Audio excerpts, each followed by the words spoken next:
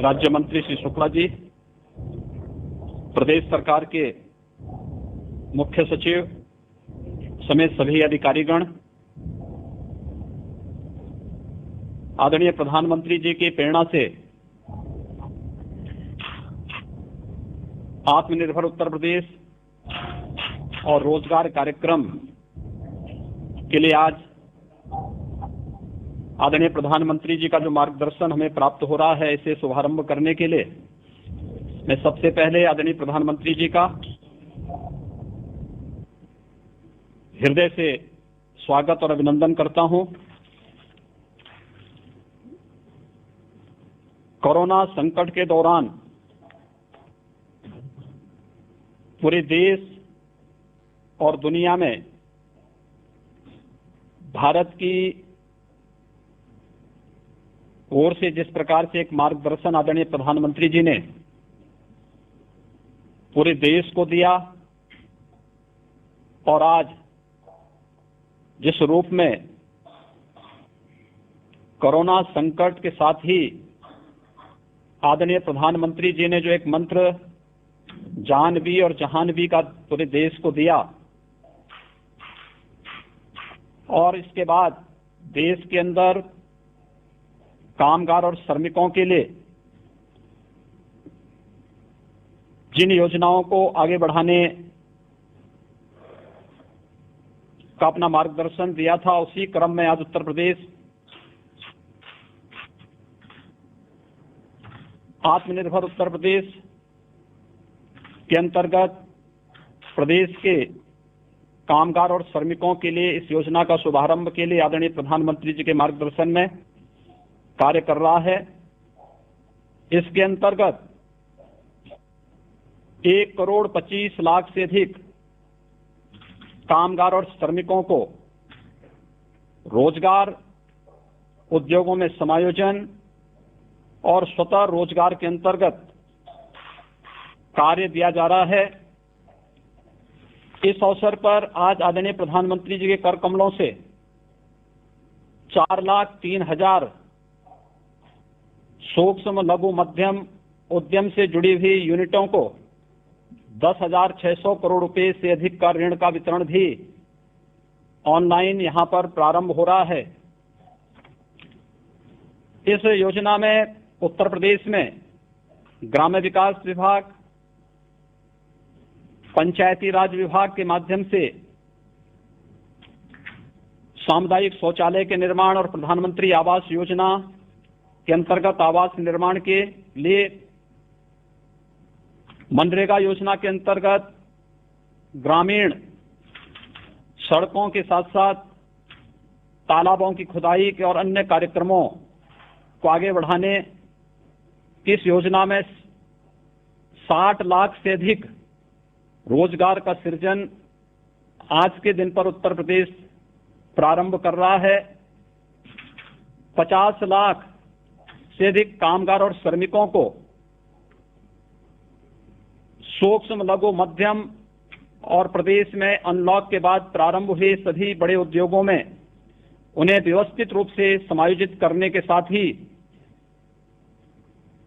महिला आजीविका समूह के माध्यम से स्वयं सहायता समूहों को फार्मर्स प्रोड्यूसर्स ग्रुप के अंतर्गत 5 लाख से अधिक कामगार और श्रमिकों के सफलतापूर्वक नियोजन, केंद्र और राज्य सरकार के द्वारा संचालित विभिन्न प्रकार की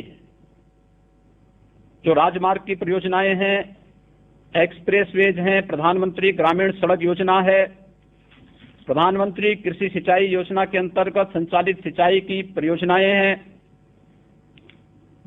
वृक्षारोपण के बृहद कार्यक्रम के साथ ही ग्राम्य विकास और नगर विकास के अंतर्गत संचालित विभिन्न कार्य योजनाओं में, विभिन्न परियोजनाओं में 10 लाख से अधिक श्रमिकों और कामगारों को नियोजन करने और आत्मनिर्भर भारत के अंतर्गत 2,68,000 एमएसएमई इकाइयों को 6,565 करोड़ रुपए का ऋण, 1,35,000 नई इकाइयों को 4,034 करोड़ रुपए का ऋण वितरण करने के साथ ही उत्तर प्रदेश के परंपरागत कारीगरी विश्वकर्मा श्रम सम्मान के अंतर्गत 5000 से अधिक कारीगरों को टूल किट का वितरण भी आज इस कार्यक्रम में आदरणीय प्रधानमंत्री जी के कर कमलों से यहां पर इस योजना का शुभारंभ किया जा रहा है। पूरा देश कृतज्ञ है आदरणीय प्रधानमंत्री जी के द्वारा वैश्विक महामारी के दौरान जो समयबद्ध ढंग से फैसला लिया गया और उसके उपरांत अकेले उत्तर प्रदेश में 35,92,000 से अधिक प्रवासी कामगार और श्रमिकों की सकुशल वापसी का कार्यक्रम जिस व्यवस्थित तरीके से श्रमिक एक्सप्रेस के माध्यम से संपन्न हुआ, इसके साथ ही आदरणीय प्रधानमंत्री जी ने शुरू से ही इस बारे में फोकस किया था कि इन सभी श्रमिकों का अगर स्किल मैपिंग भी समयबद्ध ढंग से हो जाए तो मुझे बताते हुए प्रसन्नता है कि प्रदेश में जितने भी कामगार और श्रमिक आए थे इनमें से 18 वर्ष से कम के बच्चों को छोड़ दें तो शेष 30,47,000 कामगार और श्रमिकों का कुशलतापूर्वक स्किल मैपिंग करने का कार्य संपन्न हुआ, जिनमें 24,75,000 कृषि कार्य से जुड़े हुए, कंस्ट्रक्शन के कार्य से जुड़े हुए और रियल एस्टेट से जुड़े हुए कामगार और श्रमिक थे। 92,000 से अधिक विभिन्न उद्योगों में कार्य करने वाले श्रमिक निकले। 62,800 से ऊपर टेलर मास्टर, टेलरिंग का कार्य करने वाले हमारे पास इस प्रकार की स्किल मैन पावर आई। 45,000 से अधिक ड्राइवर, 10,700 से अधिक हस्तकला और 3,61,000 से अधिक plumber, salesman, security guard, courier और अन्य क्षेत्र से जुड़े हुए कामगार निकले।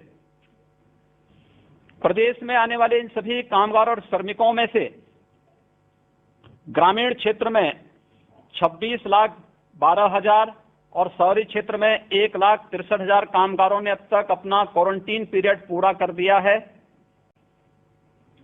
होम क्वारंटीन में भी 4,71,000 कामगार और श्रमिक अभी है, जिसमें इंस्टीट्यूशनल क्वारंटीन में 51 और अभी कोरोना से पीड़ित लगभग 1,000 एक्टिव केस अकेले प्रवासी कामगार और श्रमिकों का है।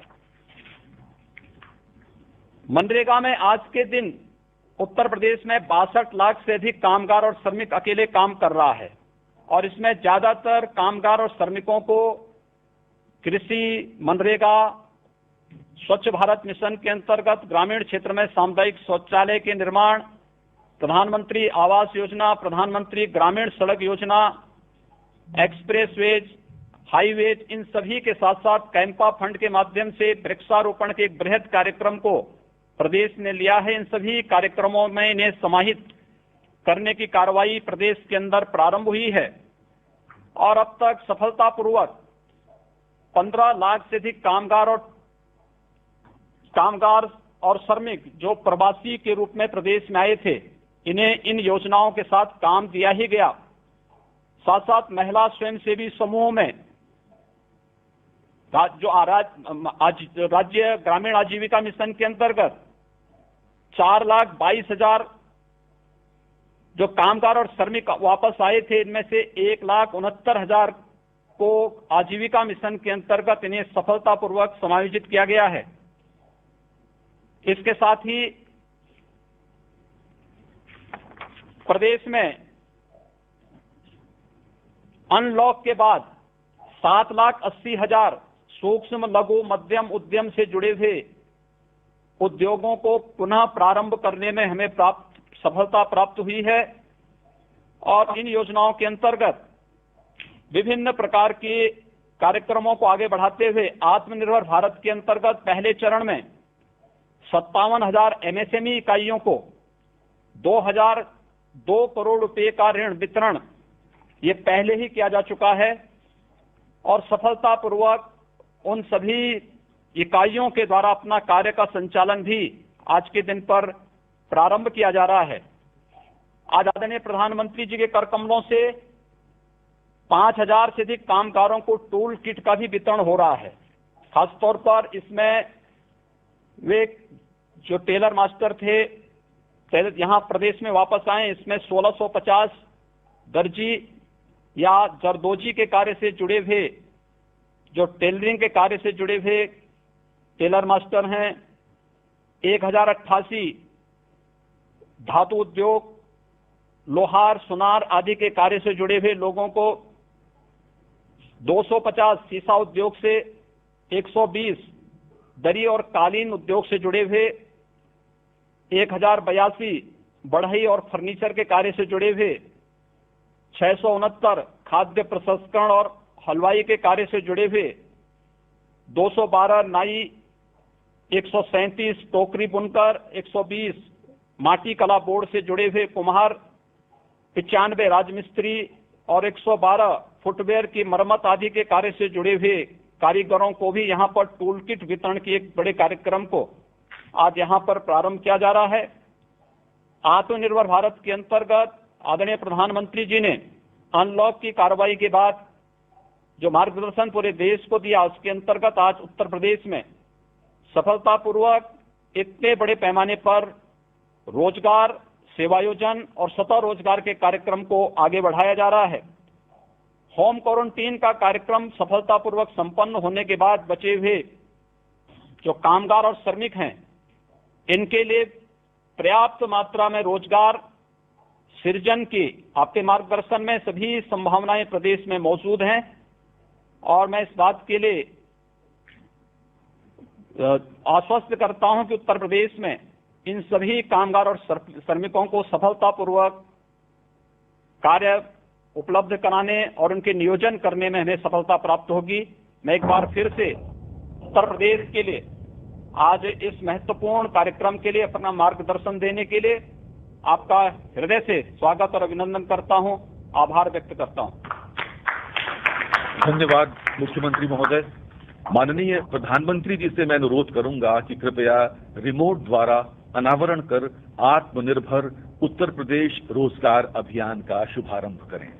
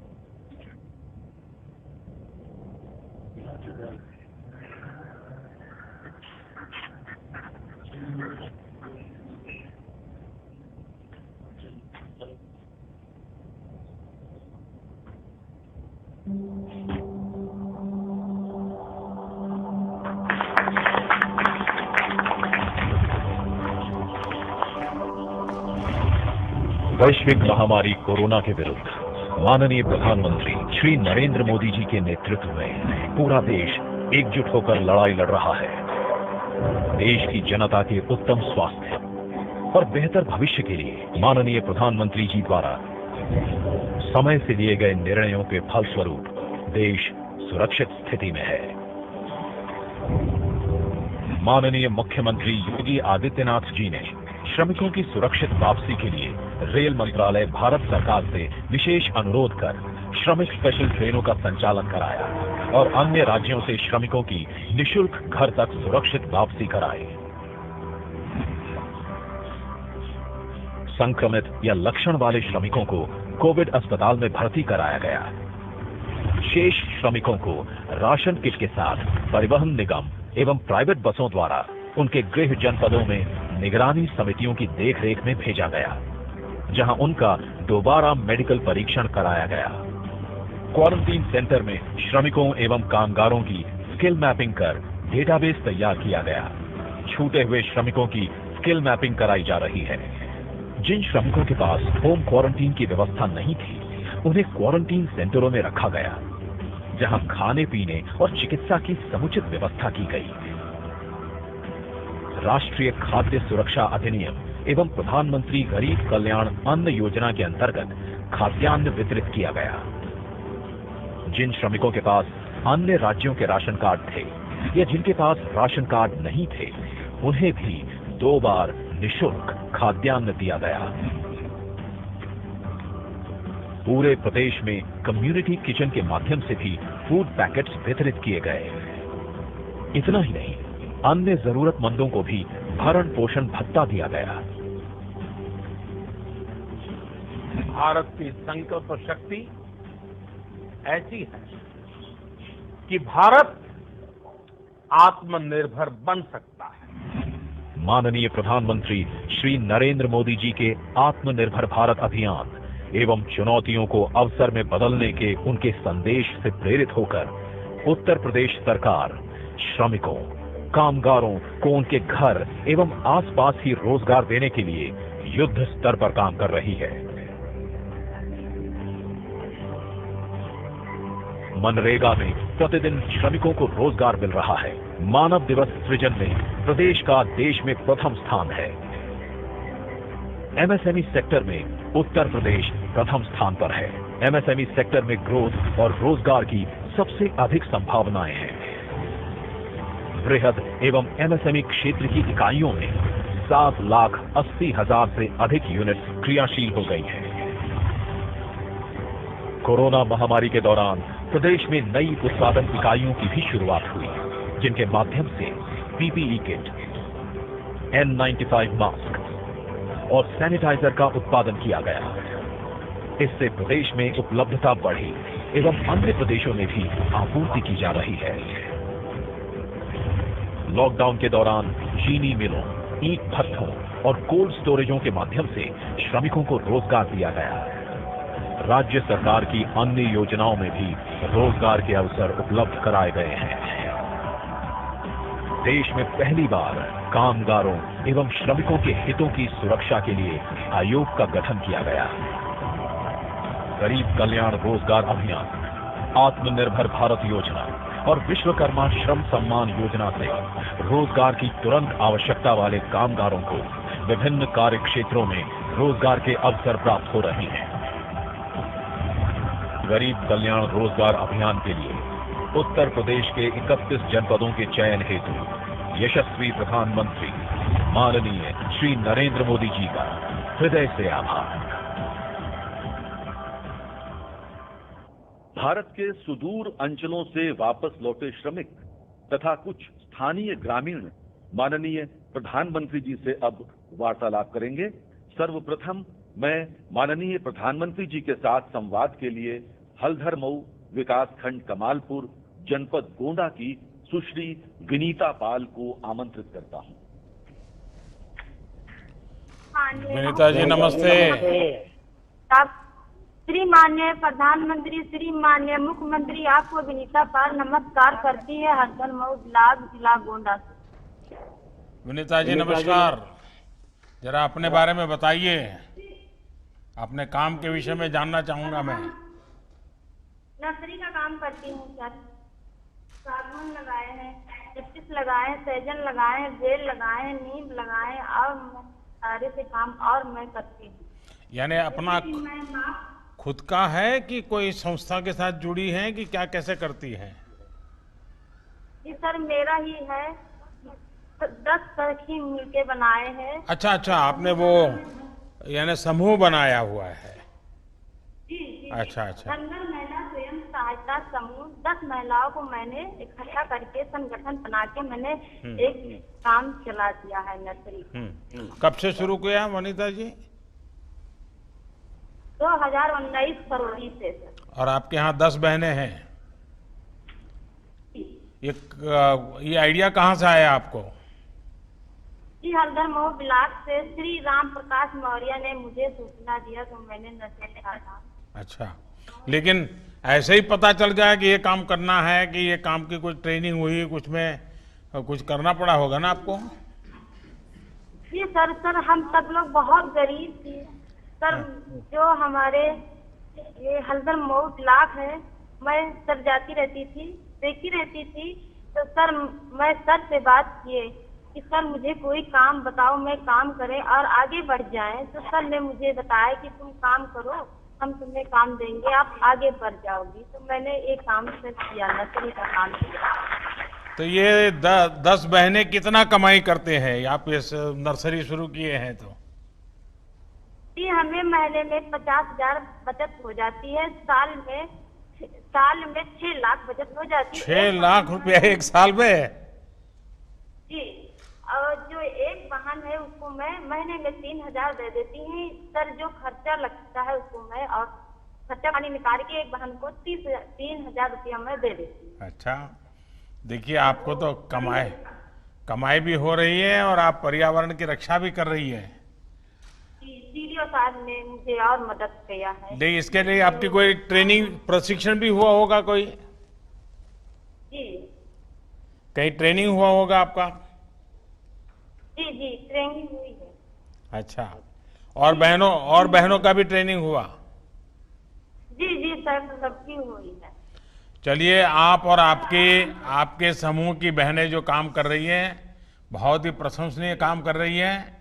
और आपने एक प्रकार से अपने गांव में इन 10 परिवारों को आत्मनिर्भर बनाने का जो बीड़ा उठाया है और 6 लाख रुपए जितनी आमदनी करती हैं आप, मैं आपको बहुत बधाई देता हूं और आप बहुत प्रगति करें, मेरी आपको शुभकामनाएं हैं।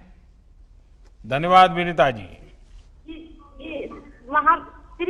श्री माननीय प्रधानमंत्री, श्री माननीय मुख्यमंत्री को विनीता का धन्यवाद देती है। मैं अपने नर्सरी से एक पौधे भी देना चाहती हूँ, फिर मैं फूल भी देना साथ में चाहती हूँ। बहुत अच्छा, आपका धन्यवाद। धन्यवाद विनीता जी। अब प्रधानमंत्री जी के साथ संवाद के लिए हम जनपद बहराइच चलेंगे, जहां प्रधानमंत्री आवास योजना के लाभार्थी श्री तिलक राम जी उनसे संवाद करेंगे। तिलक राम जी नमस्ते। अपना परिचय, अपने काम के विषय में थोड़ा बताइए तिलक राम जी। हम खेती करता हूँ साहब, और जैसे और फिशरमेंट लगाया था उसको काट लिया हूँ साहब, और अब धान लगाने वाले हैं।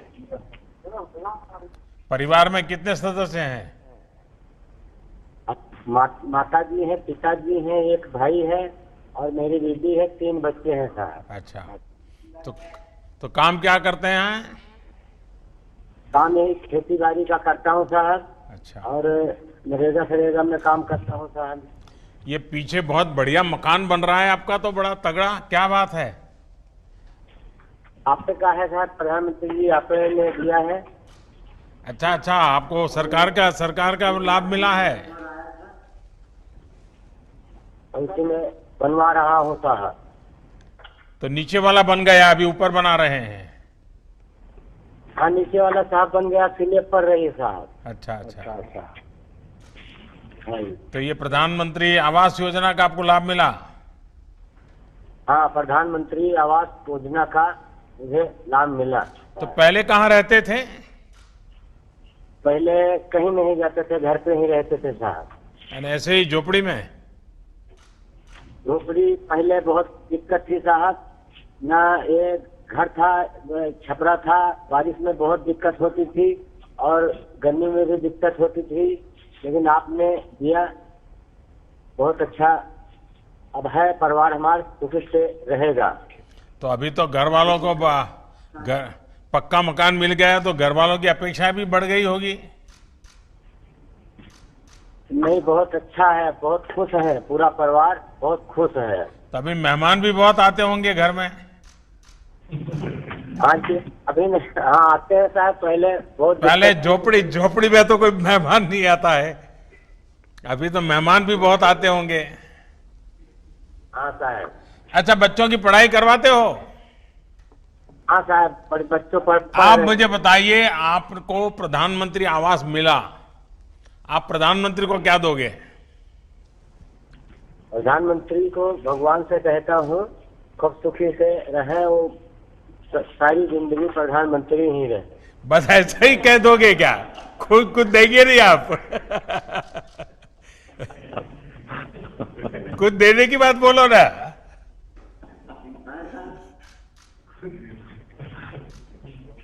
अच्छा, मैं मांगता हूं, देंगे आप? पक्का? पक्का देंगे? अच्छा देखिए, पहला तो आप मुझे प्रॉमिस कीजिए कि आप बच्चों को जितना पढ़ना है जरूर पढ़ाएंगे।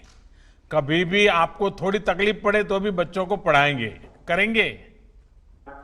पढ़ाएंगे साहब, पढ़ाते हैं। पक्का? पक्का साहब। और हर साल मुझे चिट्ठी लिख के बताओगे कि भाई बच्चे अब यहाँ इस क्लास में आए, इतना मार्क लाए हैं, ऐसा बताओगे? बताएंगे साहब। तो ये वादा पूरा करना है आपको। पूरा करेंगे सर। देखिए, हमने आपको ये आवास दिया, सरकार की योजना से आपको लाभ मिला, तो देश की भलाई के लिए आपको भी अपने बच्चों को पढ़ाना चाहिए। पढ़ाएंगे साहब, पढ़ रहे हैं। चलिए, मेरी आपको बहुत शुभकामना है और आपकी माता जी के यहाँ से दर्शन हो रहे हैं, मैं उनको प्रणाम करता हूँ। माँ के आशीर्वाद मिले ताकि हम सब अच्छा काम करें। चलिए, बहुत बहुत धन्यवाद भैया। जिला सिद्धार्थनगर के कोडरा ग्राम पंचायत में लॉकडाउन के दौरान 693 श्रमिक वापस लौटे हैं। इन्हीं में से एक श्री कुर्बान अली जी अब प्रधानमंत्री जी के साथ वार्तालाप करेंगे। कुर्बान अली जी, नमस्ते। सर, प्रधानमंत्री जी और मुख्यमंत्री जी को मेरा नमस्कार। नमस्कार। ये पीछे जगदम्बी प्रसाद बड़ा गुस्सा करते होंगे, उनको नाराजगी होती है कि देखो ये हमारे यहाँ का कुर्बान अली तो बात कर रहा है, लेकिन मुझे बात करने का मौका नहीं मिल रहा है। कहिए कुर्बान अली, क्या करते हैं आप कल? सर, मेरा नाम कुर्बान अली है, मैं कोडरा ग्राम जिला सिद्धार्थनगर से बोल रहा हूँ। मैं मुंबई में राजमिस्त्री का काम करता था। लॉकडाउन के दौरान मैं और मेरा छोटा भाई गांव वापस लौट कर आए। प्रधानमंत्री जी को मैं आभार व्यक्त करना चाहता हूँ कि गांव वापस आने के बाद मुझे और मेरे भाई को और मेरे गांव में जितने लोग आए हैं सबको राशन किट भी दिया गया और 1000 रुपया भी दिलाया गया, जिससे हमें बहुत खुशी हुई। और राज्य सरकार को हमारे हुनर के मुताबिक हमारे ही गांव में हमें काम भी दिलाया गया, जिससे मैं राज्य सरकार और प्रधानमंत्री जी को आभार व्यक्त करना चाहता हूँ। तो कुर्बान अली जी, इस बार तो ये कोरोना के कारण आप मुंबई छोड़ करके घर आ गए, तो रमजान का महीना भी तो घर में सबके साथ मनाया होगा? नहीं सर, 15 मई में हम लोग मुंबई में थे। अच्छा अच्छा। लॉकडाउन में मुंबई से 12 मई को मैं अपने गांव वापस प्राइवेट बस से गांव वापस आ गया। अच्छा, तो अभी गांव में क्या करते हैं? आप वापस आए हैं तो? सर, गांव वापस आने से पहले मेरा मेडिकल जांच हुआ, 21 दिन होम क्वारंटीन में भी रखा गया। मैं और मेरा छोटा भाई गांव पे प्राइवेट में काम करते थे और यहाँ पे प्रधान जी हमारे सामुदायिक शौचालय बनवा रहे हैं, जिसमें हमें हमारे भाई को राजमिस्त्री का काम भी दिलाया गया। और आगे बोले प्रधान जी की राज्य सरकार द्वारा जैसे और काम भी मिलेगा, जैसे प्राइमरी की मरम्मत और गांव में घर घर शौचालय भी बनाए जाएंगे। हमें वहाँ भी राजमिस्त्री का काम भी दिलाया गया। राजमिस्त्री की हमारी ट्रेनिंग भी शुरू हो गई है, जिनका सर्टिफिकेट हमें दिलाया गया है। अच्छा अच्छा, यानी अब आप एक बड़े सर्टिफाइड राजमिस्त्री बनकर के काम के लिए जाएंगे आगे? जी सर। तो आप जब वहां थे और बीमारी की खबरें आई तो माँ बाप और सब रिश्तेदार सब बड़े चिंता में पड़ गए होंगे?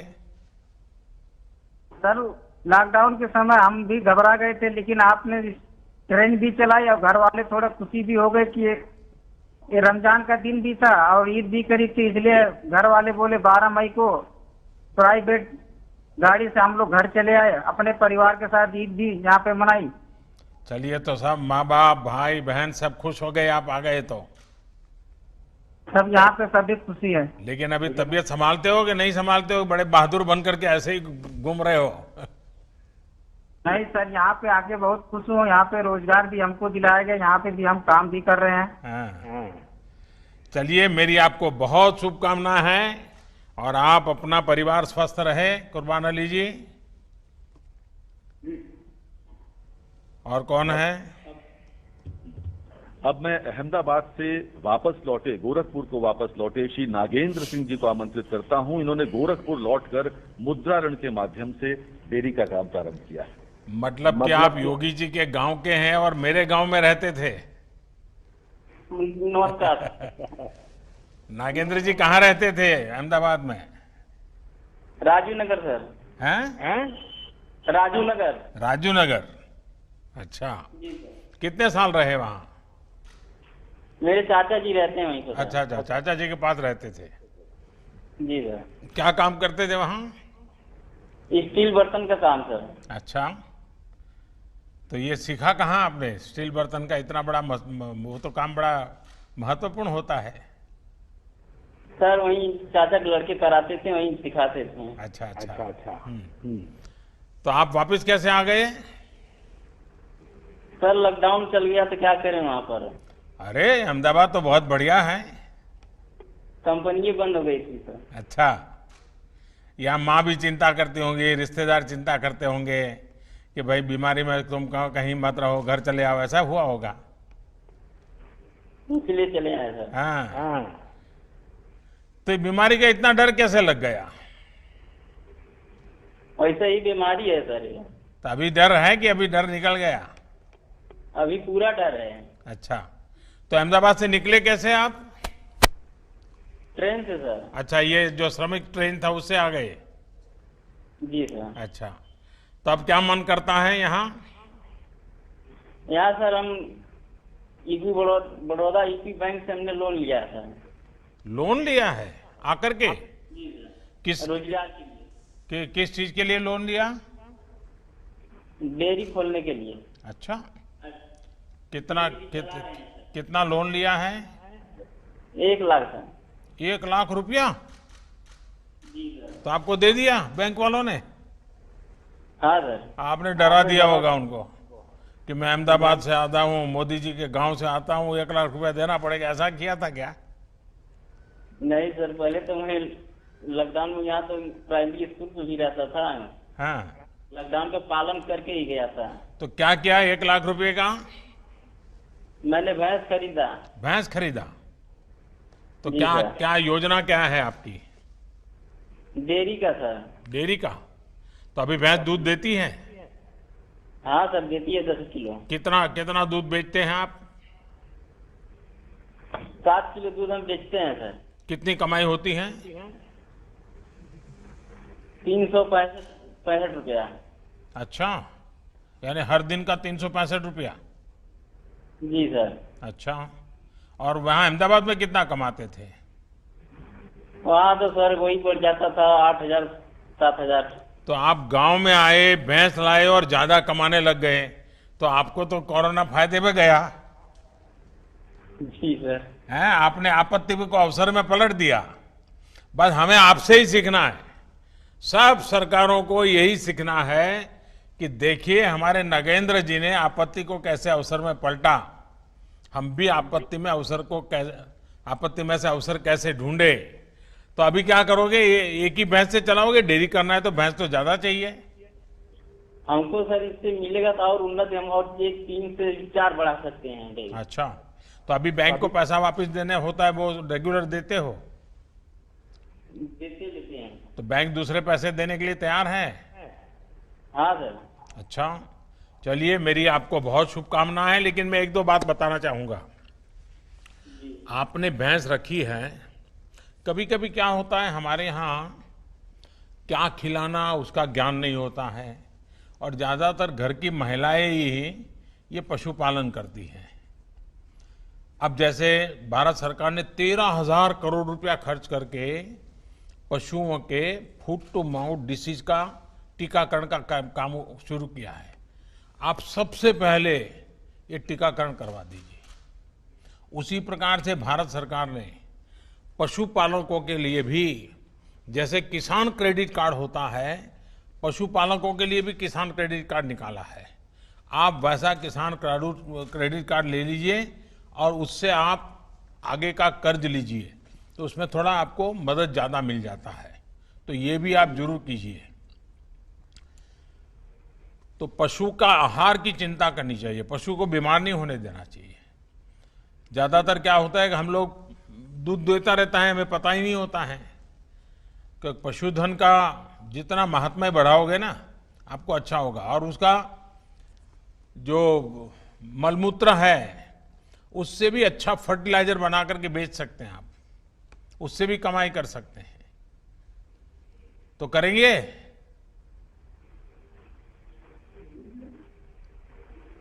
हाँ सर। सब कुछ सुनाई दिया कि नहीं सुनाई दिया?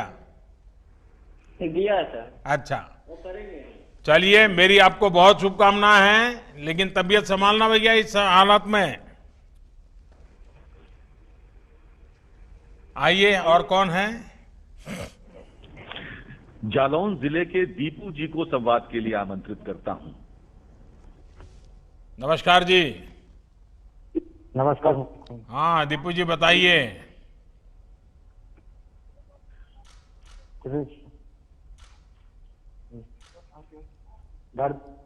डकोर जालौन से। आपके यहाँ से आवाज कम आ रही है दीपू जी। डकोर जालौन से बोल रहा हूँ दीपू। हाँ, जालौन से बोल रहे हैं। क्या कर रहे हैं दीपू जी? कोई हैदराबाद में काम करते थे। हैदराबाद में? तो आपको तो दीपू गारू बोलना पड़ेगा। हैदराबाद में काम करते थे। तो आपको दीपू गारू बोलना पड़ेगा मुझे। लॉकडाउन की वजह से आ गया घर पे। नहीं दीपू जी, पहले मेरे एक सवाल का तो जवाब दीजिए। आप हैदराबाद में थे, आंध्र में थे, तो आपको तब दीपू गारू कहते होंगे लोग। सुनाई देता है आपको? हाँ सर। हाँ, अच्छा बताइए, क्या करते थे वहां? क्या करते थे? इंसुलेशन का काम करते थे सर। तो आगे कैसे, फिर आगे का क्या किया? और लॉकडाउन लग गया इसलिए सर गांव घर पर आ गया। और अभी यहाँ क्या कर रहे हैं? बुंदेलखंड एक्सप्रेस में काम कर रहा हूँ सर। अच्छा, तुरंत काम मिल गया आकर के? 1 महीने बाद मिला था सर। अच्छा, तो हैदराबाद में जितना कमाते थे उतना कमाते हैं कि कम कमाते हैं? नहीं, बराबर कमाते हैं सर। उधर बराबर कमाते हैं। हाँ सर। अच्छा, और ये सारे नियमों का पालन करते हैं? हाँ साहब, करते हैं। हाँ, देखिए, ये जो बुंदेलखंड एक्सप्रेस वे जो है ना, ये एक प्रकार से इस पूरे इलाके का भाग्य बदलने वाला है। क्योंकि इतना बड़ा एक्सप्रेस वे बनने के बाद वहां डिफेंस कॉरिडोर आने वाला है और नए नए उद्योग आने वाले हैं, और हमारा इलाका जो पानी के बिना तरस रहा था, वहां अब उद्योगों की शुरुआत हो जाएगी। तो अब आपको रोजी रोटी के लिए कहीं जाना पड़े ऐसी स्थिति नहीं बनेगी। और ये विश्व स्तरीय सड़क बन रही है। वहां के लोग पहले मिट्टी की सड़क के लिए कागज देते थे गांव के लोग, आज इतनी बढ़िया सड़क आपके यहाँ बन रही है, और मैं मानता हूं कि बुंदेलखंड का भाग्य बदल रहा है। चलिए दीपू गारू, आपको बहुत शुभकामनाएं भैया। जी सर, धन्यवाद। प्रधानमंत्री जी से वार्तालाप के क्रम के अंत में कबीरदास जी की नगरी संत कबीर नगर से 2 लाभार्थी माननीय प्रधानमंत्री जी से संवाद हेतु जुड़ रहे हैं। पहले श्री रामचंद्र जी को आमंत्रित करता हूं। रामचंद्र जी नमस्ते। प्रणाम। नमस्कार भैया, बताइए। मैं ओडीओपी के तहत जिला संत कबीर नगर का मैं एक अस्थायी निवासी हूं सर, और मुझे ओडीओपी के योजना के अंतर्गत मुझे 11 लाख रुपए का लोन स्वीकृत हुआ है। अच्छा, होजरी उद्योग के लिए सर। तो पहले से आप करते थे होजरी उद्योग? जी सर, छोटे रूप में करते थे। और उसमें अभी आपको 11 लाख रुपए मिल गया? जी। अच्छा, तो फिर आपको आश्चर्य हुआ होगा 11 लाख इतना बड़ा पैसा कैसे आ गया, और क्या करेंगे, कैसा रहेगा? आश्चर्य हुआ, कब ऑनलाइन हुआ, कब मेरे खाते में आ गया, और इतना बड़ा मतलब मैं उद्योग को विस्तार कर दिया, बड़ा कर लिया। अभी क्या कर लिया आपने? 4 बाहर से आए थे कामगार लोग, उनको मैं अपने किए रख लिया हूँ काम कराते। 3 पहले के थे, 1 हमारे घर के हैं। तो 8 लोग काम करते हैं। 8 लोग।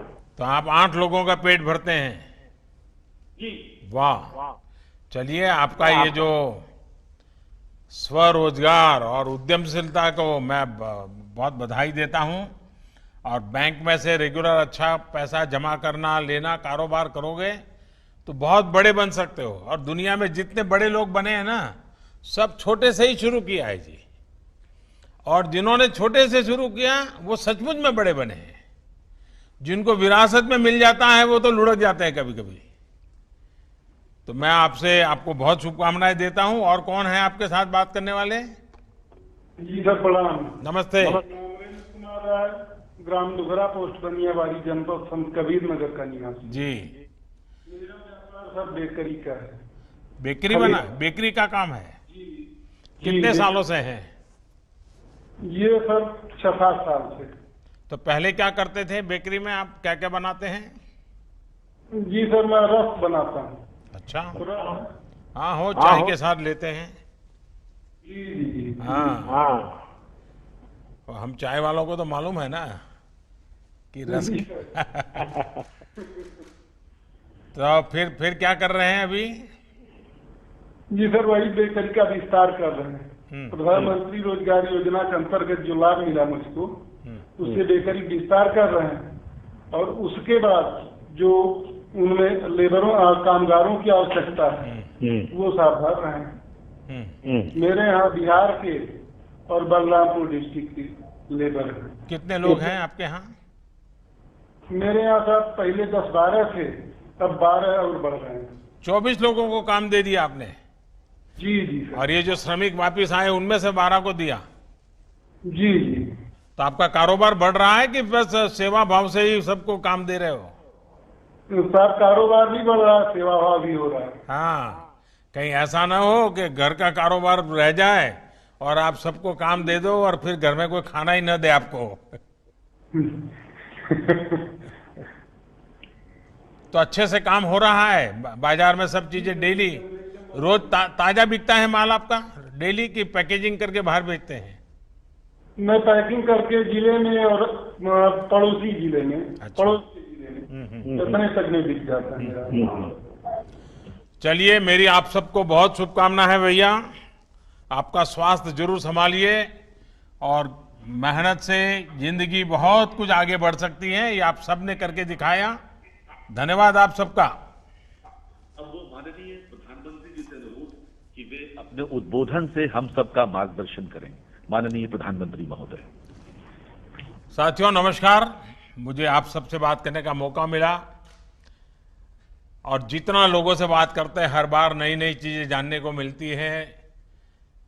और हम सभी ने, अगर हम सोचेंगे अपने अपने जीवन के विषय में, अपने व्यक्तिगत जीवन में अनेक उतार चढ़ाव हम सब ने देखे हैं। हमारे सामाजिक जीवन में भी गांव में, शहर में अलग अलग तरह की कठिनाइयां आती ही रहती हैं। अब देखिए, कल बिजली गिर गई बिहार में, उत्तर प्रदेश में कितने लोगों को जान चली गई।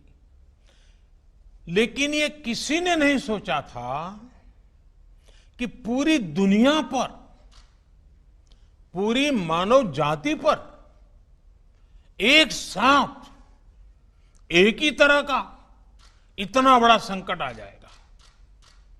एक ऐसा संकट जिसमें चाहकर भी लोग दूसरों की पूरी तरह मदद नहीं कर पा रहे हैं। इस दौरान शायद ही कोई ऐसा होगा जिसको कोई परेशानी न हुई हो। बच्चे हो, बुजुर्ग हो, महिलाएं हो, पुरुष हो, देश हो, दुनिया हो, गांव हो, शहर हो, पढ़ा लिखा हो, अनपढ़ हो, अमीर हो, गरीब हो, हर किसी को दिक्कतों का सामना करना पड़ा है। आगे भी हमें नहीं पता कि इस बीमारी से कब मुक्ति मिलेगी। लेकिन हां, इसकी एक दवाई है जिसका हम सबको पता है, और ये दवाई है 2 गज की दूरी। ये दवाई है मुंह ढकना, फेस कवर या गमछे का इस्तेमाल करना। जब तक कोरोना की वैक्सीन नहीं बनती है, टीका नहीं बनता है, हम इसी दवाई से इस कोरोना से रोक पाएंगे। साथियों, आज जब आप सभी मुझसे बात कर रहे हैं और मैं देख रहा था कि आपके चेहरे पर खुशी है, आपके आंखों के भाव, आपका अपनापन मैं अनुभव कर रहा था, और सारा देश देखता है।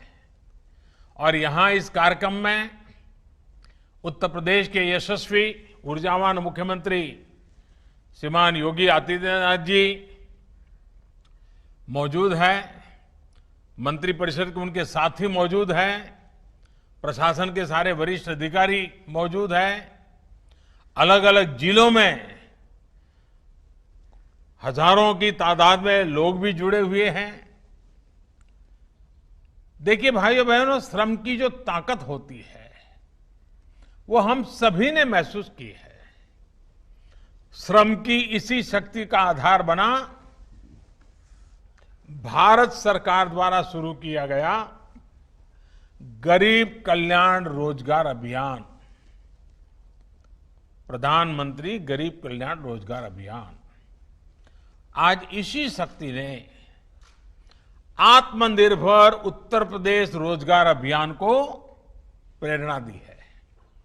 यानी केंद्र सरकार की योजना को योगी जी की सरकार ने क्वालिटेटिव गुणात्मक और क्वांटिटेटिव संख्यात्मक दोनों ही तरीके से विस्तार दे दिया है। यूपी सरकार ने न सिर्फ इसमें अनेक नई योजनाएं जोड़ी हैं, लाभार्थियों की संख्या बढ़ाई है, बल्कि इसे आत्मनिर्भर भारत के लक्ष्य के साथ भी पूरी तरह जोड़ दिया है, क्लब कर दिया है। और आपने सुना होगा, मैं हमेशा कहता हूं डबल इंजन। मैं जिस डबल इंजन की बात हमेशा करता हूं, ये प्रयास आत्मनिर्भर उत्तर प्रदेश रोजगार अभियान इसका बहुत उत्तम उदाहरण है। और मुझे पूरा विश्वास है कि योगी जी के नेतृत्व में जिस तरह आपदा को अवसर में बदला गया है, जिस तरह योगी जी और उनकी पूरी टीम जी जान से जुटे हैं, देश के अन्य राज्यों को भी इस योजना से बहुत कुछ सीखने को मिलेगा। हर कोई इससे प्रेरणा पाएंगे। मुझे उम्मीद है कि अन्य राज्य भी अपने यहां ऐसी योजनाएं लेकर आएंगे। और मैं तो यूपी का सांसद हूं। जब उत्तर प्रदेश में इस प्रकार से अच्छे काम होते हैं तो मुझे जरा ज्यादा ही आनंद होता है, क्योंकि वहां के लोगों की मेरी भी जिम्मेवारी है। साथियों, संकट के समय जो साहस दिखाता है, सूझबूझ दिखाता है, सफलता उसी को मिलती है। आज जब दुनिया में कोरोना का इतना बड़ा संकट है, तब उत्तर प्रदेश ने जो साहस दिखाया, जो सूझबूझ दिखाई, जो सफलता पाई, जिस तरह कोरोना से मोर्चा लिया, जिस तरह स्थितियों को संभाला, मैं सच कहता हूं अभूतपूर्व है, प्रशंसनीय है। इसके लिए मैं उत्तर प्रदेश के 24 करोड़ नागरिकों की सराहना करता हूं। इन उत्तर प्रदेश के सभी मेरे भाइयों बहनों को मैं आज विशेष रूप से नमन करता हूं। आपने जो काम किया है वो पूरी दुनिया के लिए एक मिसाल है। उत्तर प्रदेश के आंकड़ों में दुनिया के बड़े बड़े एक्सपर्ट्स को चकित कर देने की अद्भुत क्षमता है। चाहे यूपी के डॉक्टर हो, पैरामेडिकल स्टाफ हो, सफाई कर्मचारी हो, पुलिस कर्मी हो, आशा आंगनवाड़ी कार्यकर्ता हो, बैंक और पोस्ट ऑफिस के साथी हो, परिवहन विभाग के साथी हो, श्रमिक साथी हो। ये लिस्ट इतनी लंबी है, शायद मैं सबके नाम बोल नहीं पाऊंगा, लेकिन हर किसी ने पूरी निष्ठा से साथ अपना योगदान दिया है। योगी जी और उनकी पूरी टीम, चाहे जनप्रतिनिधि हो या फिर कर्मचारी हो, आप सभी ने बहुत उत्तम काम किया है, सराहनीय काम किया है। आप सभी ने मिलकर यूपी को जिस मुश्किल स्थिति में संभाला है, आने वाले अनेक वर्षों तक उत्तर प्रदेश के हर बच्चा, हर परिवार इसको बड़े गर्वपूर्वक याद करेगा, आने वाली पीढ़ियां याद करेगी। साथियों, उत्तर प्रदेश के प्रयास और उपलब्धियां इसलिए विराट हैं क्योंकि ये सिर्फ एक राज्य भर नहीं है। अगर 24 करोड़ की जनता की बात करें तो ये हमारा उत्तर प्रदेश दुनिया के कई देशों से बड़ा राज्य है। इस उपलब्धि को यूपी के लोग खुद महसूस कर रहे हैं, लेकिन इसको हम तब ज्यादा अच्छे तरह समझ पाते हैं और इन आंकड़ों जब जानेंगे तो हम हैरान हो जाएंगे। जरा तुलना करने से पता चलता है कि आज उत्तर प्रदेश ने कितनी बड़ी सिद्धि प्राप्त की है। मैं उदाहरण के तौर पे आपको बताता हूं। हम यूरोप के 4 बड़े देशों को देखें। मैं यूरोप के 4 देशों का उल्लेख करता हूं। इंग्लैंड, जो 250 साल हमारे पर राज करके गया, फ्रांस, इटली, स्पेन। मैं इतने ही राज्यों की बात करता हूं। ये देश 200-250 साल तक दुनिया में सुपर पावर हुआ करते थे। आज भी दुनिया में इनका दबदबा है।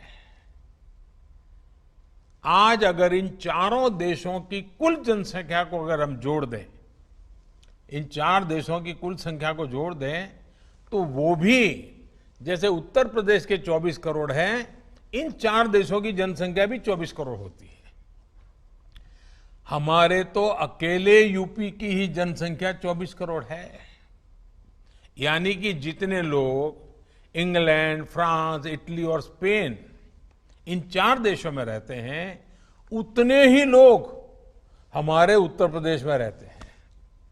लेकिन कोरोना में इन 4 देशों में मिलाकर उनकी जनसंख्या उत्तर प्रदेश जितनी है, इन 4 देशों में मिलाकर के 1,30,000 लोगों की मौत हो चुकी है। 1,30,000।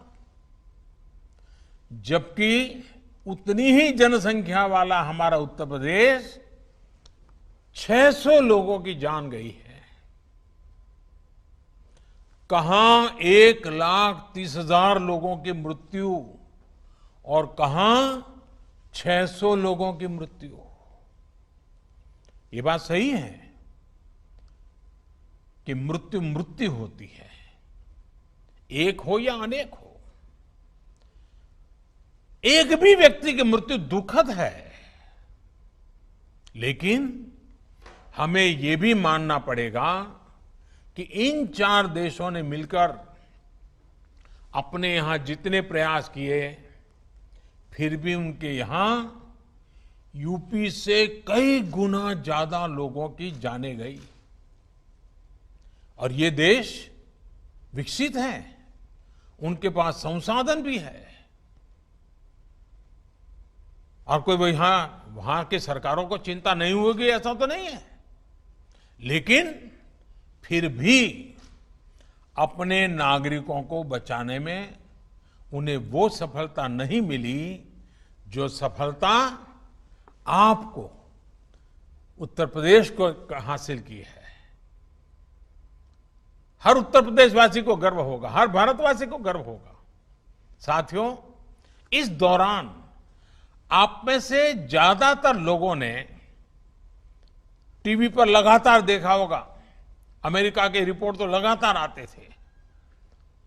अमेरिका के पास क्या नहीं है? सब कुछ है। वो एक चुटकी में जो चाहिए वो इकट्ठा कर सकता है। अमेरिका के पास साधन, संसाधन, आधुनिक टेक्नोलॉजी, किसी चीज की कमी नहीं है। लेकिन फिर भी आज अमेरिका कोरोना से बेहद बुरी तरह प्रभावित हुआ। आप ये भी याद रखिए कि अमेरिका की जनसंख्या करीब 33 करोड़ है, यूपी की जनसंख्या 24 करोड़ है। लेकिन अमेरिका में अब तक 1,25,000 लोगों की मौत हो चुकी है, जबकि हमारे उत्तर प्रदेश में 600 लोगों की मृत्यु हुई है। अगर योगी जी ने और उत्तर प्रदेश के उनके सभी साथियों ने, उत्तर प्रदेश की सरकार ने सही से तैयारी नहीं की होती, अगर यूपी में भी अमेरिका की तरह ही तबाही मची होती, तो आज उत्तर प्रदेश में 600 नहीं 85,000 लोगों की जान जा सकती थी। अगर हम किसी और देश से तुलना करें तो उस हिसाब से देखें तो 85,000 लोग की जान जाती। लेकिन जो मेहनत यूपी की सरकार ने की है, हम कह सकते हैं कि एक प्रकार से अब तक कम से कम 85,000 लोगों का जीवन बचाने में वो कामयाब हुई है। आज अगर हम अपने नागरिकों का जीवन बचा पा रहे हैं तो ये भी अपने आप में एक संतोष का विषय है, और देश का आत्मविश्वास भी उसके कारण बढ़ता है। लेकिन मैं एक पुरानी घटना को जरूर आज उल्लेख करना चाहूंगा। एक वो भी दिन था जब प्रयागराज, तब के इलाहाबाद के सांसद, देश के प्रधानमंत्री थे, और कुंभ के मेले में भगदड़ मची थी। सैकड़ों हजारों लोग मारे गए थे। तब उस समय जो लोग सरकार में थे, उन्होंने सारा जोर मरने वालों की संख्या छिपाने में ही लगा दिया था। अब आज उत्तर प्रदेश के लोगों का जीवन बच रहा है, सुरक्षित हो रहा है, तो यूपी के सांसद के नाते, देश के नागरिक के नाते, भारत के प्रधानमंत्री के नाते, जैसे आप सबको तसल्ली मिलती है, मुझे भी तसल्ली मिलती है। और साथियों, इसमें भी हमें एक और बात हमेशा याद रखनी है। ये सब उस स्थिति में हुआ जब देश भर से करीब 30-35 लाख से जितने श्रमिक, हमारे कामगार साथी यूपी में पिछले कुछ हफ्तों में अपने गांव लौटे थे। सैकड़ों श्रमिक स्पेशल ट्रेनों को चलवाकर यूपी सरकार ने मुश्किल में फंसे अपने लोगों को वापस बुला लिया था। दूसरे राज्यों से आए इन साथियों से संक्रमण के फैलाव का रिस्क और भी अधिक था, लेकिन उत्तर प्रदेश ने जिस तरह स्थिति को संवेदनशीलता के साथ संभाला, उसने राज्य को एक बड़े संकट से बाहर निकाल लिया। देश की भी बहुत बड़ी सेवा की है उत्तर प्रदेश ने। साथियों, यूपी में 2017 से पहले जो भी सरकारें थी, जो भी व्यवस्थाएं थी, जिस प्रकार से शासन चल रहा था, जिस तरह की सरकारें चला करती थी, उस हालात में हम इन नतीजों की कल्पना भी नहीं कर सकते। पहले वाली सरकारें होती तो अस्पतालों की संख्या का बहाना बनाकर, अस्पताल में बिस्तरों की संख्या का बहाना बनाकर हम चुनौती को टाल देते। लेकिन योगी जी ने ऐसा नहीं किया। योगी जी ने, उनकी सरकार ने हालत की गंभीरता को समझा। उन्होंने समझा कि इतने बड़े देशों की क्या हालत हो रही है, बड़े बड़े समृद्ध देशों की बर्बादी हो रही है, तो उन्होंने बुरा अंदाज लगा लिया। और वे देखते हुए उन्होंने और उनकी सरकार ने युद्ध स्तर पर काम किया। क्वारंटीन सेंटर हो, आइसोलेशन की सुविधा हो, इसके निर्माण के लिए पूरी ताकत झोंक दी गई। आप कल्पना से कर सकते हैं,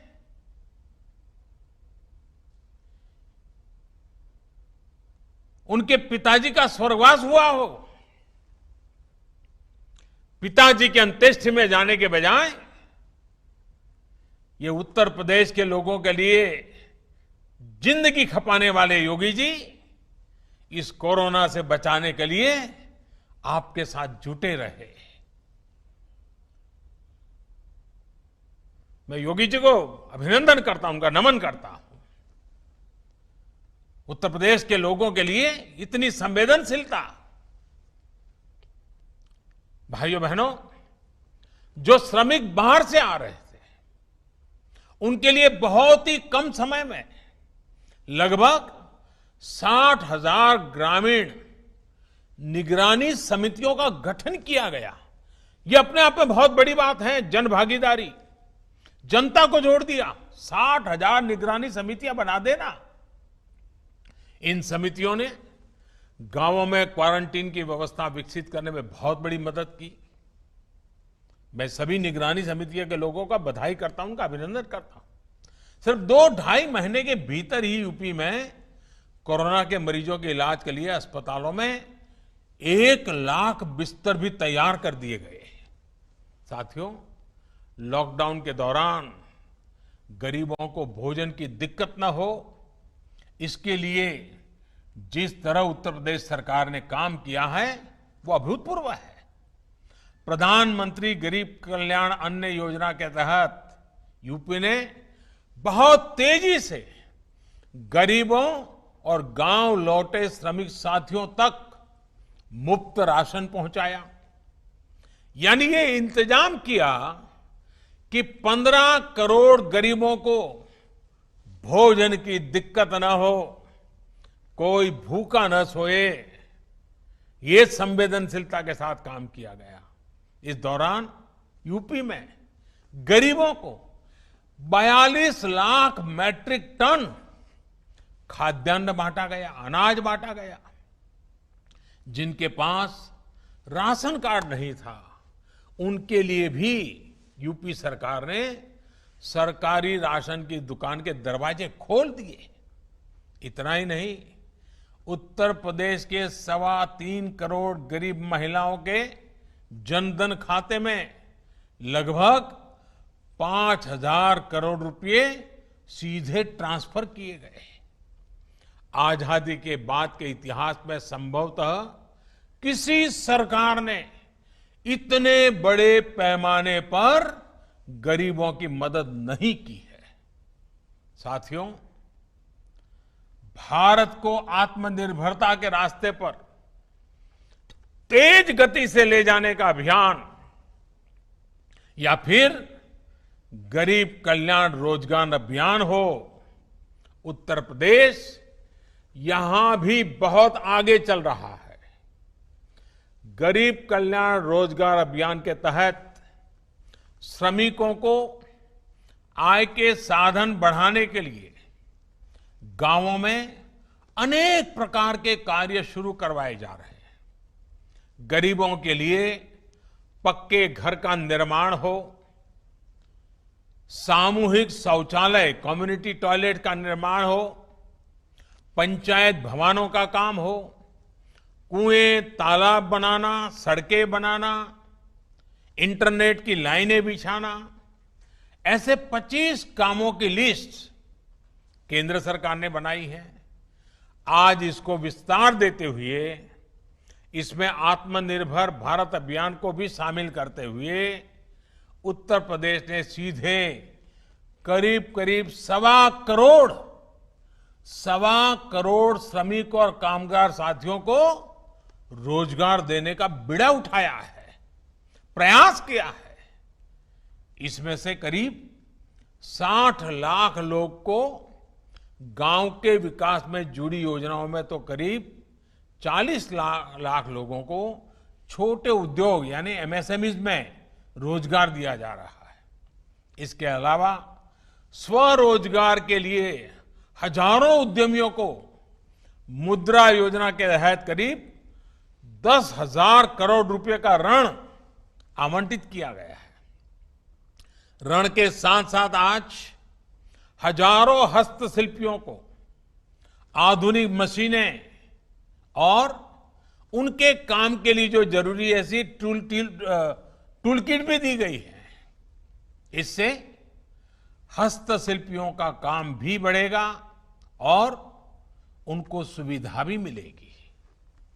मैं सभी लाभार्थियों को, रोजगार पाने वाले को फिर से बहुत बहुत बधाई देता हूं। साथियों, उत्तर प्रदेश के सांसद होने के नाते मैं भी इस समय हर बार लगातार योगी जी के साथ संपर्क में रहता था।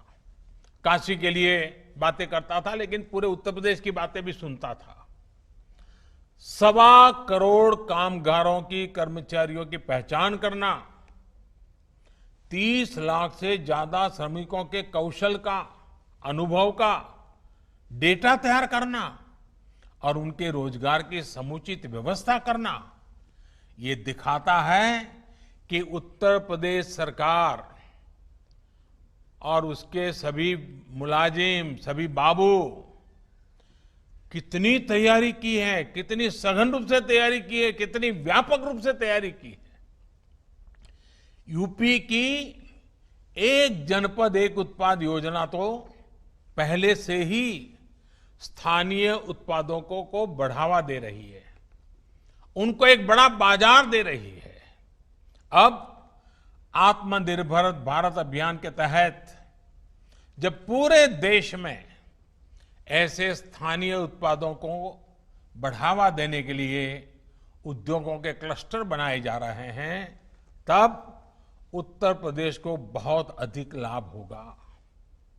इससे कपड़ों के, सिल्क के, लेदर के, पीतल के ऐसे जो अनेक औद्योगिक क्लस्टर है, उनको बल मिलेगा, नया बाजार मिलेगा। साथियों, आत्मनिर्भर भारत अभियान का बहुत बड़ा लाभ उत्तर प्रदेश के किसानों को होगा। किसानों के हित में, छोटे व्यापारियों के हित में दशकों से 3 बड़े सुधारों की मांग निरंतर हो रही थी।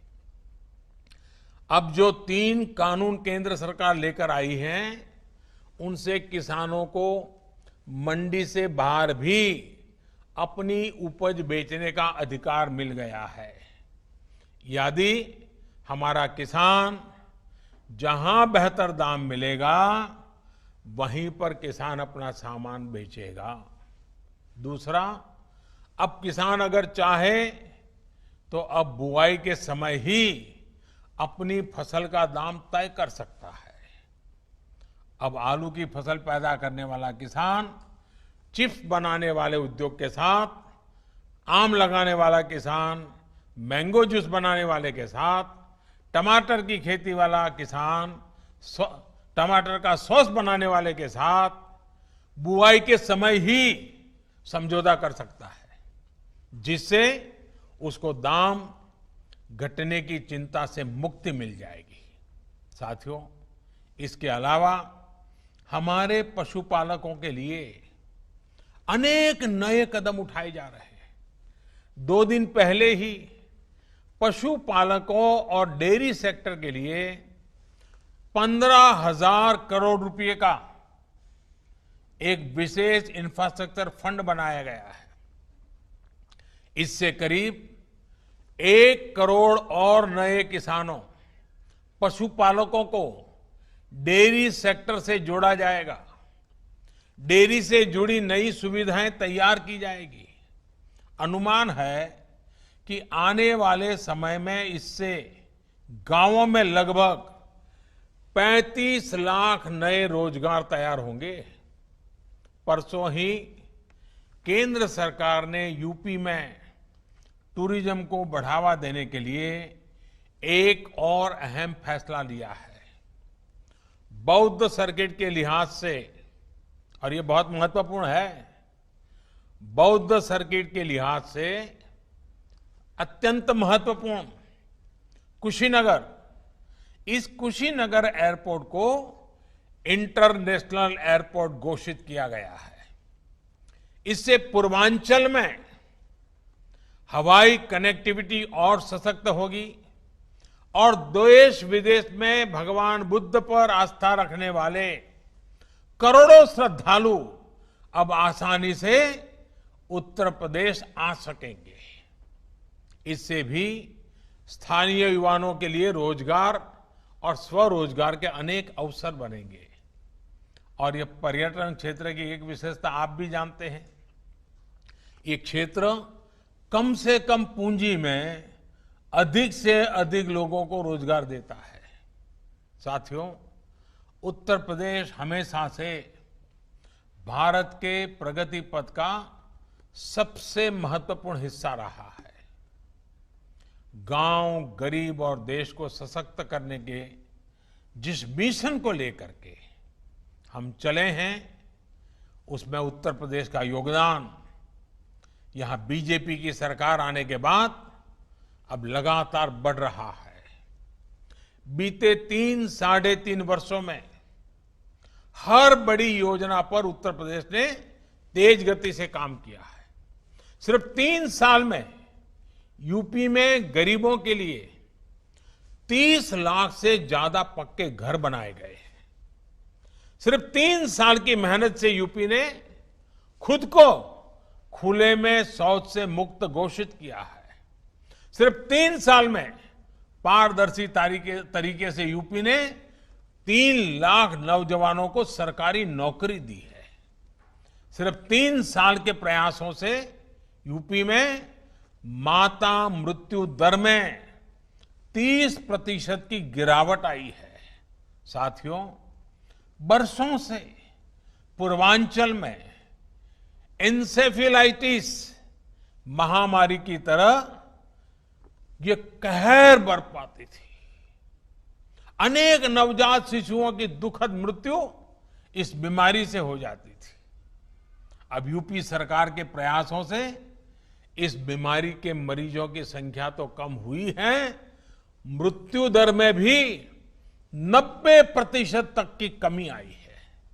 इसके अलावा मेडिकल कॉलेज हो या फिर आयुष्मान भारत अभियान के तहत दूसरी सुविधाएं, इससे भी यूपी ने प्रशंसनीय काम किया है। बिजली, पानी, सड़क, ऐसी अनेक बुनियादी सुविधाओं में अभूतपूर्व सुधार हुआ है। नई सड़कों और एक्सप्रेसवे के निर्माण में यूपी आगे चल रहा है। और सबसे बड़ी बात यह है कि आज उत्तर प्रदेश में शांति है, कानून का राज कायम हो रहा है। यही कारण है कि उत्तर प्रदेश पर पूरी दुनिया के निवेशकों, इन्वेस्टर्स को अब उत्तर प्रदेश भाने लगा है, उनकी नजर है वहां। सरकार देशी और विदेशी निवेश को आकर्षित करने के लिए जो भी कदम उठा रही है, उसका बहुत बड़ा लाभ यूपी उठा रहा है। और देखिए, आज भी जब अन्य राज्य कोरोना से लड़ाई में जूझ रहे हैं, यूपी ने अपने विकास के लिए इतनी बड़ी योजना शुरू कर दी है।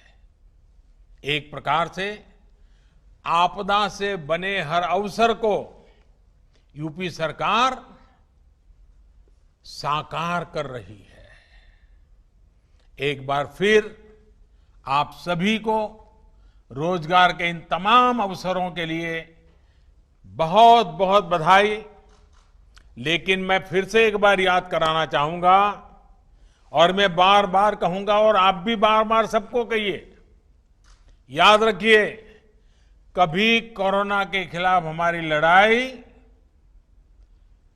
बंद होने वाली नहीं है। हमें ये लड़ाई जारी रखनी है। लड़ाई अभी भी जारी है।